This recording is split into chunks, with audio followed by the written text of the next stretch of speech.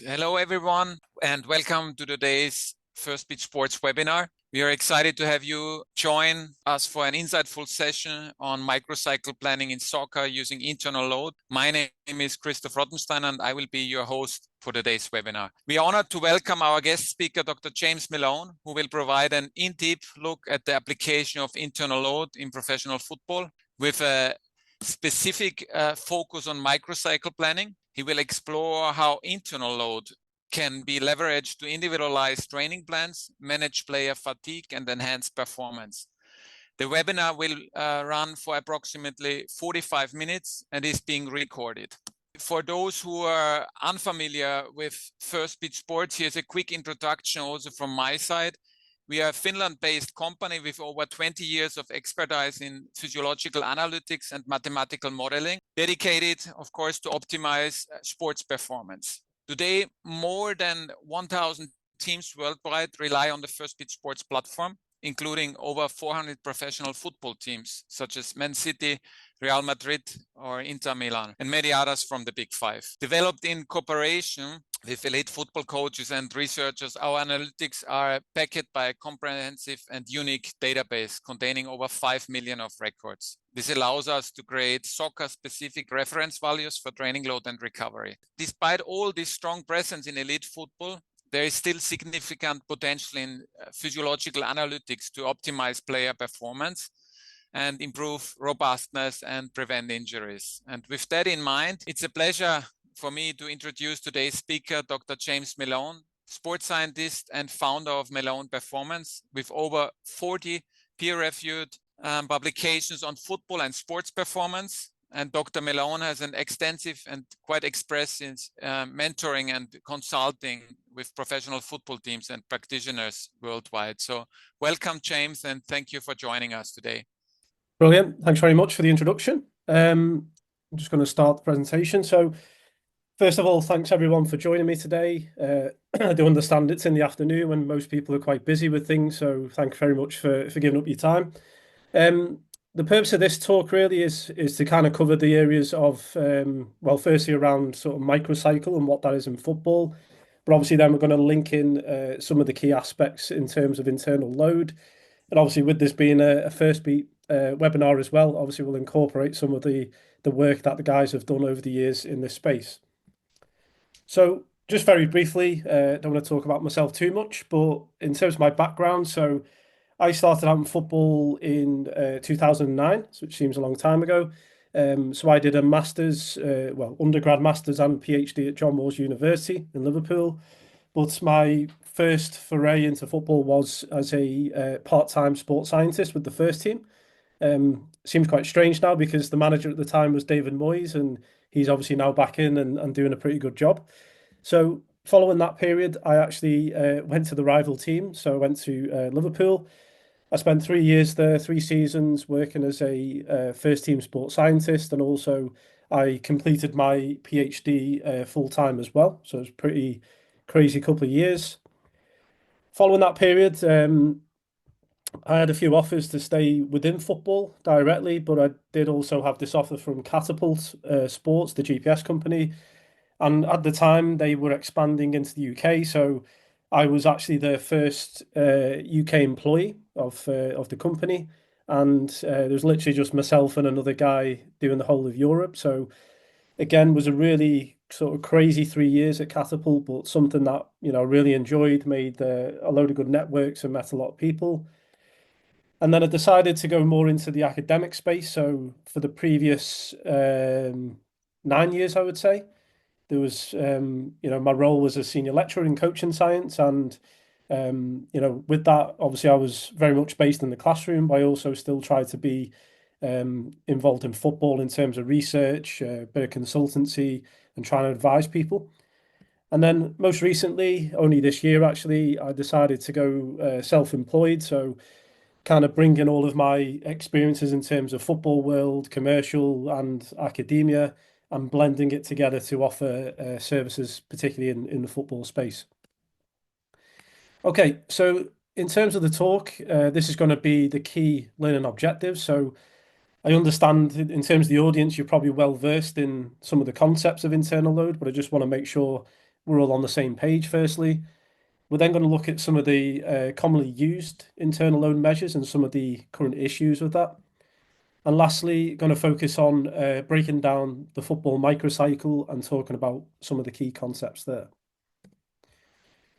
I think just to set the scene though, I think player monitoring, when I first started, we had we just about had GPS. It was first coming out. There was only a limited number of metrics. Heart rate monitoring was pretty basic, and player adherence was pretty poor, to be honest. And you fast forward now, 15 years on, and we see pretty much there's so much technology and data coming out of our ears that we can quantify most things. But I think still monitoring gets a bit of a bad rep, particularly for me as a sports scientist. I feel footballers, you're kind of down the pecking order almost compared to physios and physical coaches. So I think why it matters, I think most is because the demands are just increasing so much. So as you can see here, these are some of the facts that are going on, but there's going to be, increased games pretty much every season now with the new Champions League format, the extension of the Club World Cup and things like this. Pretty much means that there's not much time to train for most teams these days. Obviously, that can vary depending on teams. But there's also increased ball in play, obviously with the extra added time that's been brought in. So overall, it's super important now to monitor players, and also, particularly for players who are now playing into the 40s, as we're seeing with some people, to give them as prolonged a career at the top as we can.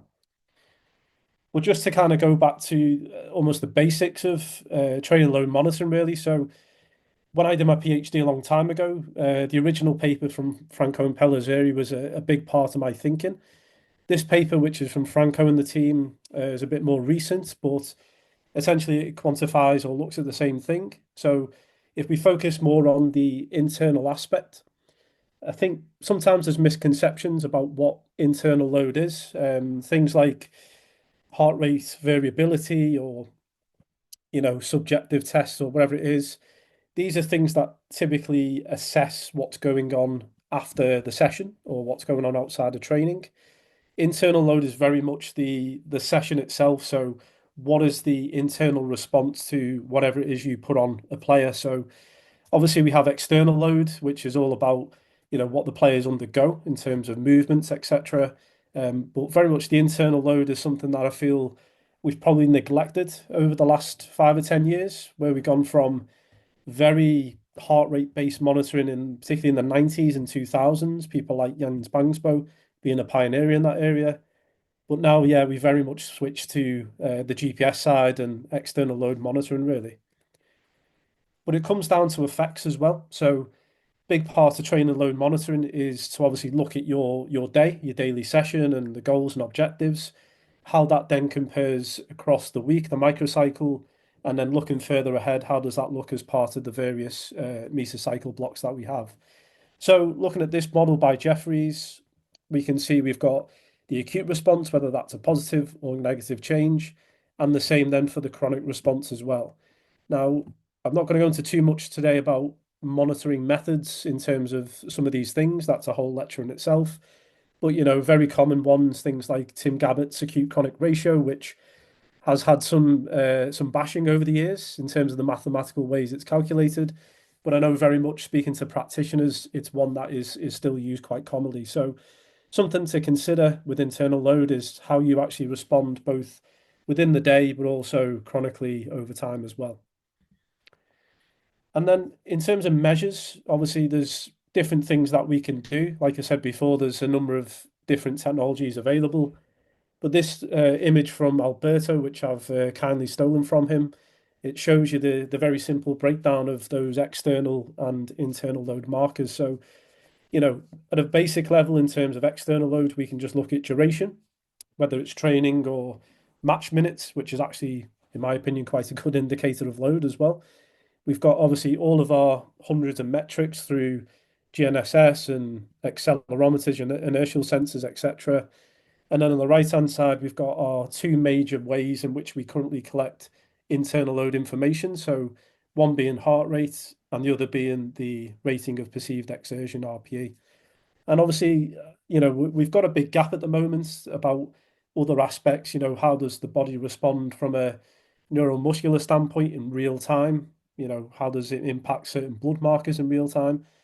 And there are bits of technologies around which are able to measure these things, but I guess some of the practical barriers, I mean, I've worked with a lot of footballers in my time, and they can be quite precious creatures for some things. They're a lot better than they used to be. But to give an example, heart rate is something, as I'll come on to, is not always widely adopted by everyone.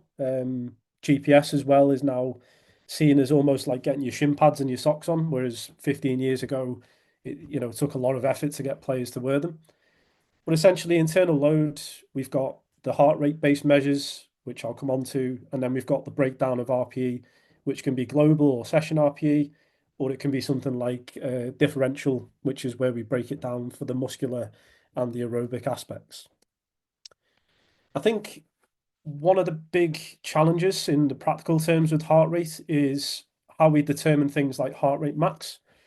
And as I'll come on to, why that's important is if we want to anchor particular heart rates individually to a person's heart rate max, it's super important then that we're actually using the right criteria to actually create that calculation. And I think there's usually a variety of ways in which people do this. Now, going back to, my days in the lab and things like this, we were always told, get yourself on the treadmill, do a graded maximal test, and that will tell you your, criteria for your max heart rate.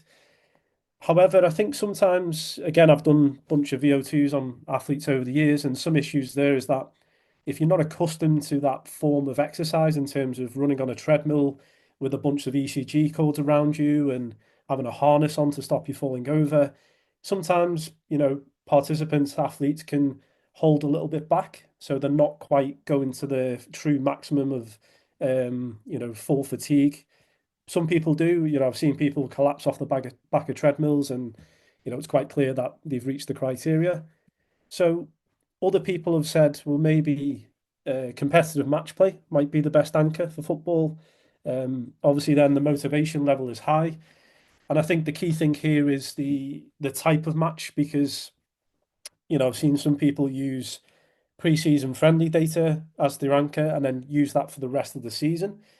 The issues with that is obviously fitness levels change, especially early to late pre-season and then going into the in-season as well. And obviously friendlies aren't as intrinsically motivating as a, say, Premier League game is. So again, can be tricky to quantify, but certain studies and certain things have found it can result in a truer max heart rate compared to treadmill. Probably the most common way is use of field tests. So particularly the yo-yo test is being used quite a lot. Now, again, that can be good. It can give you a pretty high maximal heart rate. It's just a question whether that is a true maximum based on that player's physiology. Some of the work by Peter Krustrup and the people who've obviously formulated the yo-yo test found very similar criteria versus the treadmill, so the gold standard. So there is an element of confidence with this sort of method, but again, some players, depending on motivation, may perform suboptimally on that test. And then you've got your other ones, which are things like your estimation equation, so the classic 220 minus age and the other versions that we've got as well, like you can see here. These are certainly not accurate in my view. Some of the equations are better than others, but if it was me, I wouldn't be touching these for basing a percentage of max heart rate from. So yeah, in terms of this, I think it's super important to get this right, because if you don't, you could potentially be making your performance decisions based off incorrect data. And then in terms of some of the heart rate measures, so TRIMP is one of these things that's been around for ages, training impulse, that is. I guess the first big one, or the most popular one, was Bannister's TRIMP back in the day, which used a variety of methods. So sort of differences with things like heart rate change and lactate profiles, etc. Issues there is that the equations that are applied, so particularly it mainly just looks at males and females. It doesn't really take into account the individual factors involved. That can cause an issue when trying to translate that one into football. Similar with things like the Edwards TRIMP, which is quite popular in the 90s. This uses a very basic coefficient multiplier. So if you spend X amount of time in a particular heart rate zone, you'll then multiply that out and create a summated value. But again, to be a critique of that, there's not really a physiological rationale for those particular weightings, especially going from, say, your 80 to 90% zone all the way up to your top zone, 90% plus. Physiology doesn't quite work in that stepwise motion. So again, other ones like Lucia and Stagnose Trimp, we do find these practical challenges when trying to apply into football. And someone to mention here, so it'd be Akabat, who's done a lot of work in this area with Trimp and going back a little bit of time now with his PhD, but he looked at individualized Trimp, which is something where you use more of the person's individual profile rather than a generic equation. With some of his work in football, he did find a stronger relationship between things like changes in lactate threshold and some of the ventilatory thresholds as well, in terms of training interventions in football. Similar to Manzi as well, an Italian researcher who originally developed this as well. So there is maybe something in the Trimp. Firstbeat obviously do their own Trimp versions as well. So it's all about trying to establish, which ones have those relationships with changes in fitness or risk with injury. And just to highlight as well, because I know a lot of people use heart rate exertion, which is a common metric. And again, if you go on these companies' websites, not to pick these two out, but these are probably the two most popular GPS companies. You can see here there's obviously differences in the way that they calculate. There's obviously similar crossover here, but again, they'll have their own scaling or weighting factors. With Catapult in particular, there's a lot of potential modification you can do yourself as well in the software.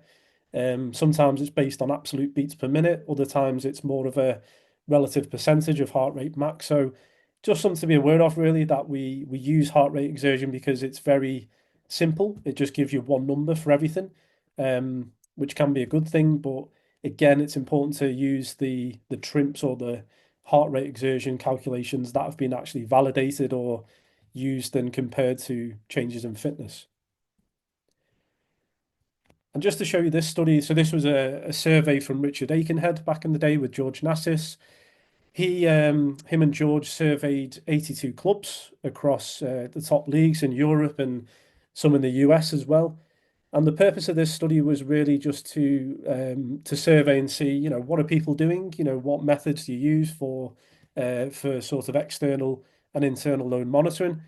And when we look at this across, we look firstly across the tools that are used. So top figure we've got is the training. Bottom figure is around match play. So as you can see in training, pretty much we use a combination of most things. So time motion analysis being GPS essentially, heart rate as well, RPE to a lesser extent, but still quite popular. But then as soon as we come into match play, we see for heart rate, unfortunately, it goes down to 0. Time motion stays high. So this is a combination usually of optical tracking, or some teams will still use GPS.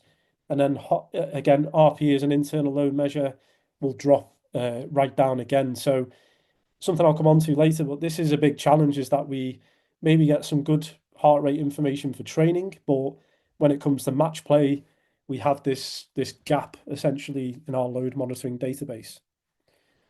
And again, if you break it down more in terms of what's the actual metrics people use, so in training, we obviously with the heart rate, we can look at things like, again, heart rate exertion, like I say, is quite popular, RP as well, time above 85%. Again, some people like myself prefer looking at maybe 90% or above, as I'll come on to why that's important. Some prefer to go a little bit lower. Obviously people like to break down the zones, but when it comes to match play, again, no heart rate, RPs right down there compared to all of our sort of common external load metrics. So, like I say before, it's important to measure what matters. So what actually is showing a change according to research. To show you this study from Adam Owen, a little bit of an older study, but essentially he looked at the relationship between heart rate metrics in training and how that impacted subsequent match injuries. one thing that he and the authors found was that if you spent excessive amount of times outside of your or above your threshold in terms of 90% heart rate max, that then had a knock-on effect with the match injury rate. So what the authors found was that in training, it didn't really result in injury too much. As we know from injury data, training injury occurrence is a lot lower than matches. But what they found in particular with heart rate was that if we went excessive with the red zone minutes, as we say, then that could potentially lead to injury risk. Arnie Jaspers, a good friend of mine, did a really good PhD in this area a number of years ago through RZ Alkmaar. He looked at some of the key metrics in terms of firstly with injury. So one thing he found actually was he didn't actually look at heart rate in his study because again, his team wasn't able to collect that sort of data reliably. So he did look at RPE. So he used the classic sort of load Carl Foster approach and found that there was an increased risk of injury again when things became excessive. So for that study, it was looking at the acute chronic ratio. And again, we see some work here again from Arne. So he did a systematic review with this area. So this time incorporated all the different studies rather than just his team. And also Carlo Castagna, someone who's a legend of sports science and physiology in football.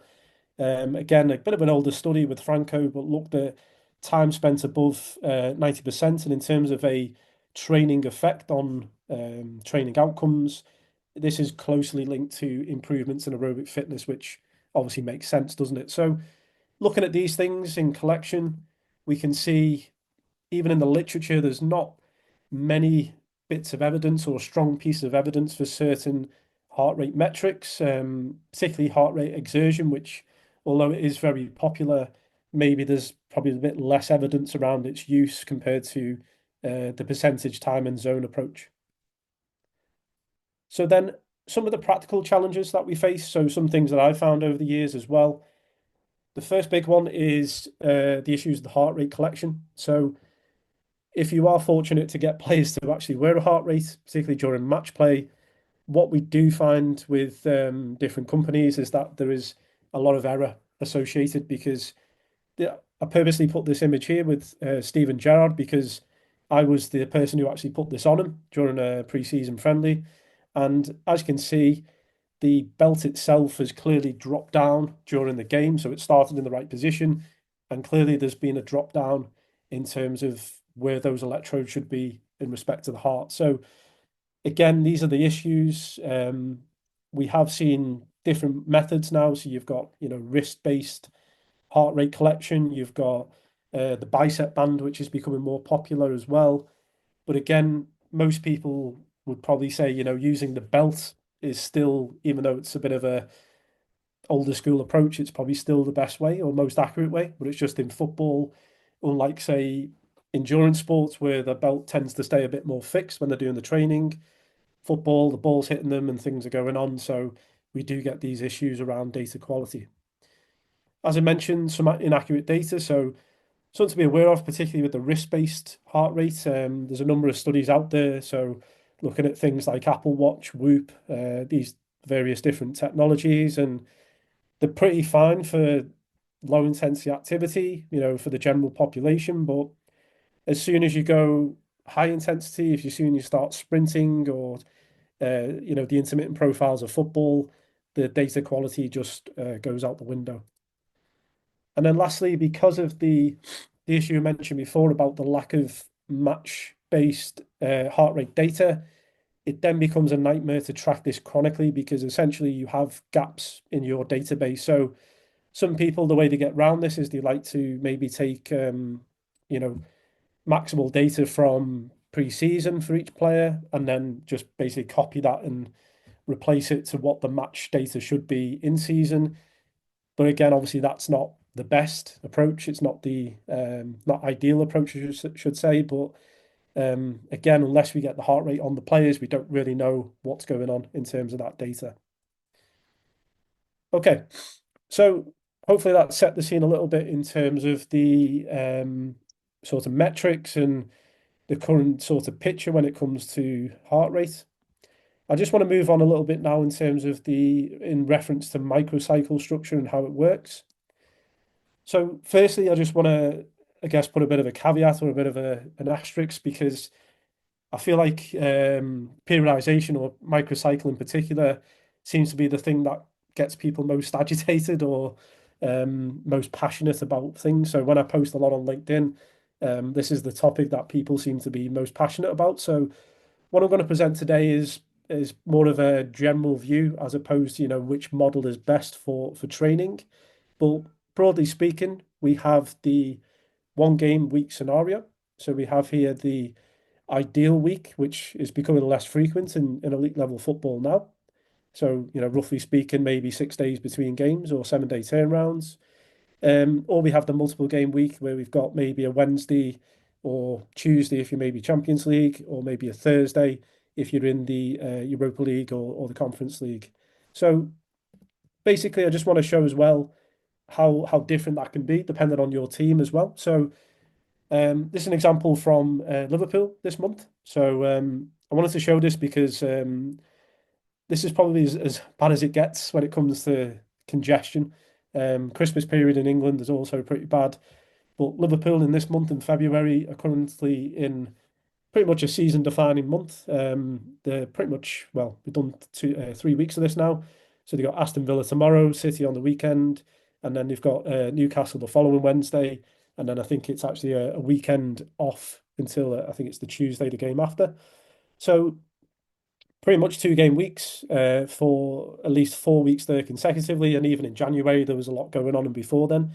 So as you can see, the time to train is very limited, especially for the starting players. So how you plan those microcycles is very much completely different as opposed to, say, a team who are in a 1 game week cycle. So to give an example here from Almere City in the Eredivisie in Holland, we can see in the current month they've got essentially 1 game weeks every week. So we can see they've got the game coming up against Feyenoord, and you've had the previous games have all been on a Sunday. So even though that's shifted to a Saturday, again you've got obviously more scope to train as a group and to actually periodize in terms of what's going on.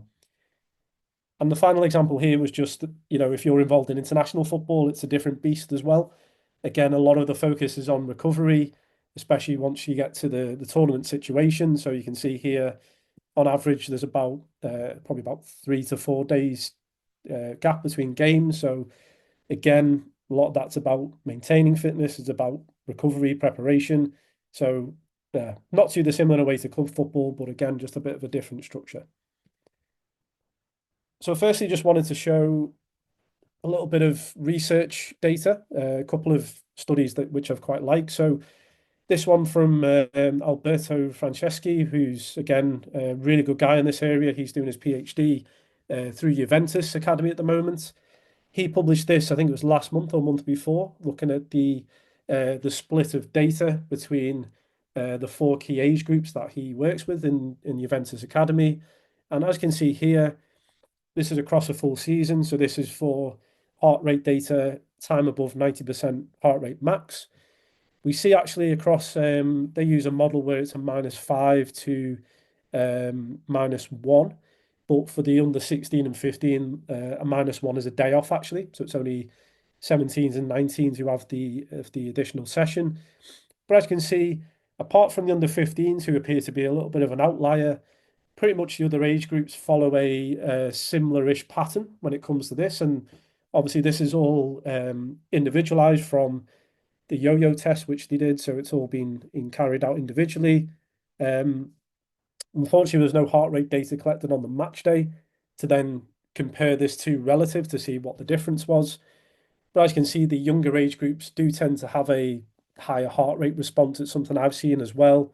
Just the nature of, the physiology and the way they're obviously maturing. And as you get more mature, those latter age groups, we see a stabilization because they become more conditioned. The one thing I've noticed as well with academy into first team is when they make that jump, we do see a massive spike in terms of the heart rate demand because, as you can imagine, the level of standard that they've gone from academy to first team is quite a big jump. So this is why I think a lot of people now prefer to slowly transition players if they can from the PDP or the older age groups into the first team, because in the past you kind of just got shunted in and then that was it. You were a first team member. Whereas now, if you can maybe do half the week first team, half the week academy, it just allows that period of adaptation so they get up to the pace and able to cope with the internal demands. But I just wanted to highlight from this study as well. So Alberto, in his study, did actually list that almost 20% of the data set across the whole season. And remember, this is just training, not match data, was actually removed because of the errors with the data set. So again, this is a big issue, isn't it? So if a fifth of your data is no good, that's going to obviously cause some question marks. So again, something to really consider practically. And this study by Tom Stevens when he was at Ajax. So again, this is a bit of a different view. So this one, he did manage to get some maximal data from match play. So the way he's represented this data is more as a percentage of match load. So as you can see here, a -4 for them was the big day, their extensive day. We can see it's around about 70% of a match load demand. The other 3 days are actually much lower, so even a -3, which for some people, as I'll come on to, that can be quite a high day. This was seen as a fairly low day. And then you've got that sort of small taper into the match day -1. So with this analysis, just to note, it was a mixture of 1 and 2 game weeks. But unfortunately, there was no percentage error data that I could see in this study. So we don't know, again, across the season, how much of that data was due to error as well. And this same sort of figure as well from Tom's study, just wanted to highlight here the difference when you look at the 1 match weeks versus the 2 game weeks, which he did break down in the study. And what we can see as well, as I've pointed with the arrows, so for time above 90% heart rate max, which we know is closely linked to development of aerobic fitness, we see during 1 game weeks, there's a difference, but not too much difference between the starting group and the non-starters. But as soon as you go into that 2 game week cycle, we see this massive discrepancy as well between those two groups of players. So something we've also observed, Liam Anderson at Liverpool years ago found a similar thing with all of the GPS type numbers as well, similar to what Tom's got in his study here as well, using Emotio data. But again, this is highlighting some of the intricacies, which I'll come on to with microcycle planning to maybe try and bridge that gap in terms of the internal load. Okay, so I'm just going to talk now a bit more about breaking down, I guess, each of these days and some of the themes around periodization. Now, firstly, again, just to highlight, this model I've got here doesn't mean that this is the best in the world. It's not even one that I'd probably hang my hat on and say it's 100% amazing. This one is, I guess, being popularized in recent times. People call it tactical periodization, but if you speak to the tactical periodization guys, they'll say it's not tactical periodization because you can't put a number on the sessions and the days. So again, lots of arguments to and for this sort of thing. But most people, if this is an ideal week where you've got a nice gap in between games, you're probably going to have 2 loading days or high days. Now, whether that's back to back, like in this model, whether that's maybe with a day off in between or a lower day in between, that's all up for debate. And unfortunately, there's not really that much literature in terms of a research study to say this is the best approach. So yeah, again, up for debate, but there we go. So I'll start with the match day. So I just want to highlight, so this was an example to follow on the example of Liverpool, the game at the weekend against Wolves. So as you can see here, there's in terms of a breakdown of match minutes, we've got 6 outfield players who played the full game, so they've had the full minutes. We've got some players who've played, 3 players who played about 70% or above of the game. We had a half-time substitution for the centre-back, so there was a direct swap there with Conte and Quansah.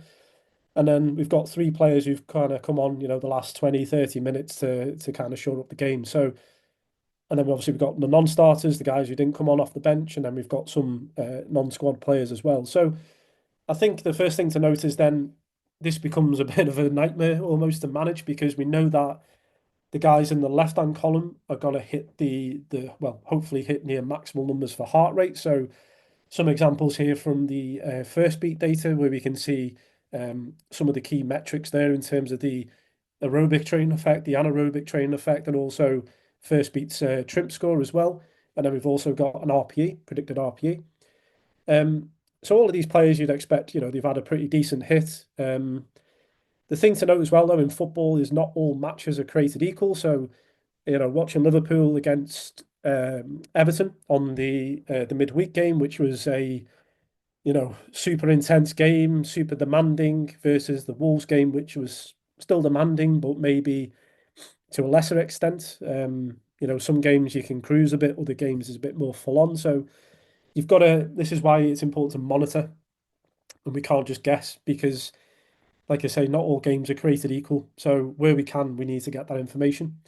But then we've got partial game people. We've got people who didn't start. So it's a question then of who does the top ups and what do we do with them. So some people like to use arbitrary cutoff. Some people say if you played 60 minutes above, you're fine. You don't need it. If you've maybe done 75 minutes above, you don't need it. Different people look at it this way. The other thing to consider is obviously what's going on. So what's gone on the last few weeks and what's happening coming up. So for Liverpool, for example, they've got another game tomorrow and then they've got another one on the Sunday. So it's probably less of an importance to get the top ups because potentially some of these players in the middle in particular will likely pick up minutes in these coming games. So becomes less of an emphasis on the top ups. But then if you're in, say, a 1 game week and that's the schedule for your team, obviously then this becomes really important to bridge that gap. So I just wanted to highlight this really nice article from Tom Noon, who's the head of performance at Malmo in Sweden. He's wrote this on Sportsmith and he talks about his approach where he's used basically individualized maximal aerobic speed sort of conditioning runs. You can see a few of the images that Tom uses there. So your classic box to box, across the box, and then maybe some pitch returns as well. This was the data he presented in the article, looking at about high speed that the different positions would do above the individual maximal aerobic speed. And then this is some sort of, Firstbeat data again, just to show that this sort of session, they're only 15, 20 minutes long. It's going to be really short. You're going to get a lot of bang for your buck in terms of external load. You're obviously going to get a pretty good internal load response. But obviously, because of the duration aspect, you're not going to get the volume side of this. It's more the intensity aspect of it. So RPE will still be pretty reasonable as well, but you're not going to get them to equate to a match load in 15 minutes. So for me, really important modality. But it also then comes into question what you do the next day. So some people like to have a day off the next day. I guess since probably Martin Bichet's paper or series of papers on microcycle planning, where using the Kitman Labs online data, they looked at the trends and found that having a match day +2 as off relates to lower injury risk.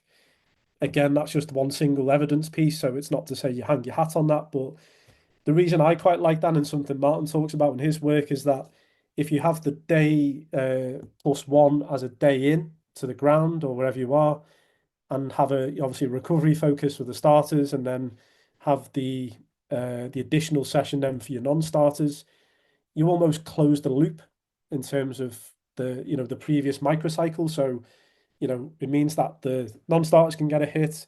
We can ensure that the starters are getting the recovery interventions, getting some good food in them. Obviously, things like sleep, you want to get them, make sure they sleep and things, and then get them in later in the day. But then, it really does close the loop. And then if you have that match day +2 as a day off, that ensures the recovery. And then you start on your match day -4, ready for the new cycle to begin. So personally, I quite like that approach. Traditionally, if you look at this, a Sunday might be a day off because it's, Sunday's a day of rest according to the general population. For me in football, we probably shouldn't be using days of the week. We should just use match day minus or plus because the way the schedule is, it's so random now with TV and things. So I feel like days become almost pointless, and it's just about around the match what we can plan in terms of recovery and days off. But anyway, these sessions can be a little bit tricky. Obviously, the numbers are down, so you kind of have to draft in. If you're working at first team level, you might have to draft in some of the academy lads, and even some of the performance staff have been dragged into these sessions in the past. And typical things: passing drills, positional games, maybe some medium-sided games, etc. Just something, I guess, to give a bit more of a physical hit, but also a technical hit as well with the coaches. So moderate intensity and volume, pitch size, roughly medium size. GPS data, probably looking about 5K distance and probably about 500 meters high speed, maybe about 100 to 200 meters sprint distance. RP would be about 6 or 7, so not quite maximal, but again, pretty decent. And then with the Firstbeat data as well, we can see there we get a reasonable anaerobic effect, hopefully by opening that space out a little bit more. Match day +2, obviously important to give the day off. I know that quite a lot of coaches I think, have now come to the idea of giving players day offs, and I think sometimes this can be the limitation of this model that I'm showing, is that you've got a 4-day lead in, which can be quite a lot to train, 4 days on the spin. That's why some people, I guess, like to give maybe the -2 as a day off. So you maybe do like some hard sessions and then have a complete day off. But something that, I think is really important is the time with family. Arne Slot in the news recently spoke about, they are husbands, wives, fathers, all of these things as well as footballers, and something that's often overlooked when it comes to this. So definitely put the day off. And then something I mentioned as well is the squad harmony and the squad balance, because as I mentioned before, if you can close that loop and then you start the new cycle essentially together, so the starters and non-starters come back together and then essentially just do the same stuff. I think that's a really nice way of doing it, rather than trying to break the groups too much, because then you really do start to create some like subgroups amongst the squad, and can get a little bit political, and motivation levels can be killed off as well. So then we'll go to maybe a -4. So again, some people like to have this as an extensive day. Some people like it as an intensive day. So I've gone with the more common approach, which I find is intensive. So both groups are now back together. Space-wise, obviously, depending on the model you use, but you might decide to go a bit smaller. So intensive is more about obviously change direction, accel decel work. In terms of the football stuff, might be more defensive organisation. So, working on pressing, and whether that's individual pressing or maybe collectively as a unit. Some of the positional principles as well. And obviously, small-sided games work really well on this type of day. Also, you might try some maybe like 1v1 stuff. So, get some mini goals and doing some really quite intense short space 1v1 attack v defense as well, which is pretty cool. Obviously, intensity is going to be high, volume can be high, but obviously you don't want to overdo it, because if you think about it, some players on a -4 can still be recovering. So, not going to go into detail today, but this is where readiness testing becomes super important, because that will determine obviously what they can do this particular day. But again, maybe just to kind of ease them in a little bit in terms of that volume. But yeah, intensity would still be pretty high. GPS, maybe 6K. Obviously, because of the short spaces, the high speed and the sprint distance, you'll probably get a little bit naturally just through some of the drills that you do. But overall, the distance there would be pretty low. Something not put on actually, but obviously your accels and your decel work will be the most important. One of the main reasons I didn't put that on was because, to be honest, the accuracy of accel decels with GPS is not the best when it comes to higher movements, higher speed. So yeah, just a word of warning on that one.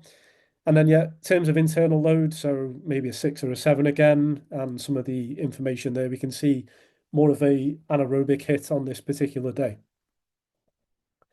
-3, so maybe you might have this as an extensive day. So this is where we're opening out the space of the pitch to obviously change the type of drills that we're doing.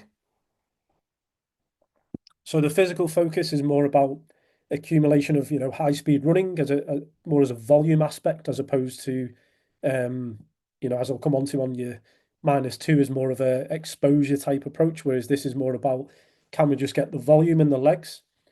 Max velocity is still important. Obviously, you want to hit some pretty good high speeds. More so the large sided games, your 10v10 stuff, very if you think about the tactical periodization approach, they call it high complexity. So having not just the physical load, but obviously the mental load as well. So providing a lot of challenging coaching situations for them to undergo. A lot of the collective principles and things like, working on transitions is really good on this one because obviously if you want to work on whether it's offensive or defensive, just that pure speed of movement and covering a large number of meters per drill and per effort is going to be really good on this particular day. So volume's high, intensity's moderate, pitch size is obviously large. Duration will go up a bit on this one. So this is the big day of the week. Distance will probably be about 7 or 8K, something like that. High speed about 500-600 meters, can be a little bit more, depends how much work you do. Sprint distance will be anywhere between 1 and 200. And then as you can see from the internal data, we get a higher aerobic effect because that's the purpose of this day. Trimp will be fairly high, and obviously the RPE would be at around about a 7 or an 8. And then we've got our -2. So -2 and -1 being our tapering days. So the days where we're starting to lead into the next game and we need to ensure that everything's ready and good to go. So with this one, we'll probably reduce that volume down first of all. So the volume goes from obviously from about 90 minutes down to about 60 or 50 minutes for this session.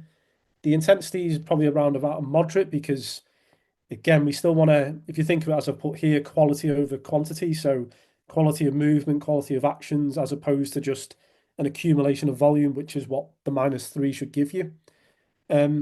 Something again from Martin's work, which he speaks about on this day, is that if you get around about 6 to 8 exposures of above 80% maximal sprint speed, his research has found that it can be a protective mechanism against hamstring injury, something that I think a lot of people have adopted still.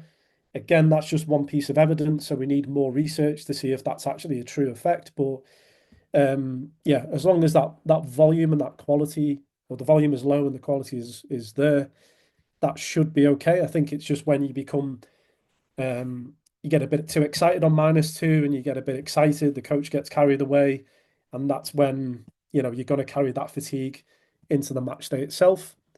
Distance wise, pretty low, so about 4K. High speed will be fairly limited. You'll probably get a little bit from some of the medium-sized game drills and maybe even some of the like cross and finishing drills, things like this, especially the wide players. So again, probably about 100, 200 meters, about 50 meters high sprint distance. Internally, you probably won't get a huge response. So even though there's a bit of a anaerobic focus with some of these types of actions, because the volume is relatively low, you shouldn't have too great an internal response on this day. So RPE wise, about a 4 or a 5, roughly speaking. But yeah, very much about the sort of quality of the actions. And then the last day is our -1. So with this one, obviously, we're dropping everything right down. So volume intensity is low. All the GPS numbers, as you can see, are super low as well. Tom Deshay, who's a PhD student, who's just finishing his PhD over in France, he's published a couple of cool studies lately on some of these aspects of periodization. And one thing he found from one of his studies was that by going lower with duration, so 45 minutes versus I think it was 60 and 75 minutes in the study, they found the match readiness markers were greater compared to those longer sessions. So something I found anecdotally as well, looking at training and match day -1, definitely going shorter duration is a lot better. Obviously, this day is all about preparation, so it might be some coaches like a tactical walkthrough, so it can be quite big pitch still actually, but obviously they're doing it at super low intensity and low volume. It's just more of a, little bit of a phase, playing the ball around a bit, but then obviously coach stops it and talks, so the work to rest ratio is pretty low. Low complexity. Often we have rondos to start off the session as well. But yeah, restricted space and keeping everything pretty low. So as you can see, internal load on this day is going to be super low. And then you've got your next game, and then that presents obviously a different set of challenges as well. So I've just tried to present, I guess, an ideal week. Obviously, turnaround times and multiple game weeks and things like this will change how that microcycle looks. But pretty much a lot of these principles I've spoken about. So having your obviously your big days, your extensive intensive, your minus ones, which are lower, all of these principles are then fit into those other day, those microcycle situations. It's just changes the day that you do them, or maybe you drop some of these sessions and focus more on recovery. There's questions whether you put deload weeks in. I find at the top end, deload weeks become pretty hard. It's more just about clever rotation where you can really. But yeah, I think overall this will hopefully give you a bit of an idea about how it all works. So first thing to summarize is the challenge for us and companies like Firstbeat and other people is, can we obtain consistent, robust heart rate data from not just training, but obviously the challenge of getting players to wear it in matches. I know that at Firstbeat, the R&D team are working hard on different things in different ways, and you know, it's hard really because footballers are a strange creature because we should be almost empowering them to look after themselves, but sometimes we like to look after them ourselves a lot. So unless you literally put it on a plate for them, they won't do it. So again, this is the challenge for people going forward. I do feel as though we do need to put more of an emphasis back onto internal load because I've worked in GPS a long time. It's a really useful bit of kit. But again, it's only just one piece of the puzzle. And again, going back to the constructs of training load and monitoring, and internal load is still super important, particularly for adaptation. And lastly, microcycles, they come in all shapes and sizes. There's no one model that works superior than others. So it's all about trying to figure out which one's the best for you, your team, your situation. Are you a 2-3 game week kind of team? Are you a 1 game week cycle type of team? And obviously then monitor things individually. So those examples used where you've got a match day where you've got almost 3 groups of different starting status and how you manage that over time. They're the sort of challenges that we're going to face. Okay, so that's the end of the talk. So just a quick plug for my business, if I don't mind. But as I mentioned, I've recently gone self-employed in football, so I do work in different ways. So the main thing I do is actually with my mentorship community, which is the football physical performance community, working with physical coaches. So we've got about 50 members across the world. So yeah, if you're interested in this sort of topic area and career development and things, then that could be really good for you. I've also now started doing more sort of consultancy in football as well with teams, and also open to any keynote speaking opportunities at conferences. And if you want to get in touch, my website's there, maloneperformance.com. I'm very active on LinkedIn. I'm getting better at Instagram, but I'm probably not cool enough for that. But yeah, feel free to follow me, and everything's open there to send me a DM. Or finally, there's my email address as well to get in contact. Okay. Yeah, thank you very much, James, for your insightful and evidence-based perspective on the role of internal load in microcycle planning in soccer. You really have provided a valuable analysis of how various strategies can be effectively implemented. And on behalf of Firstbeat, I would really like to extend a special thanks to you, James, for all your insights, and maybe some practical parts also from our side. So if you are interested also in learning how Firstbeat Sports can support your training periodization, we would be more than happy to provide you insights into how our data-driven strategies can help optimize your player performance. Also, our platform enables you to track training responses, identify outliers within your team, and establish reference values for game demands, recovery or loading or tapering phases.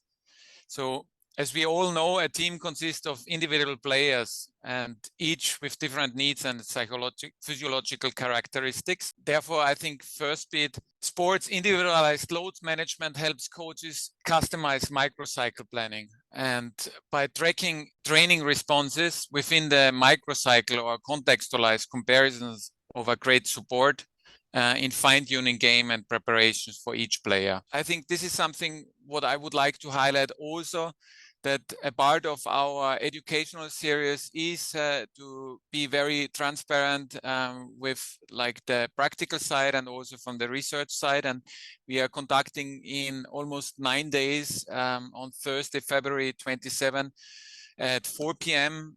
Central European time, session with our Firstbeat head of sports science, Graham Stark, who will provide insights into one of Firstbeat Sports' most powerful and informative training load parameter, as James has presented also in his slides, the training effect. Follow us please also on social media and subscribe to our newsletter to receive all the latest updates. And if you have any questions related to today's topic or you would like to request a quote, feel free to contact us at sports@firstbeat.com.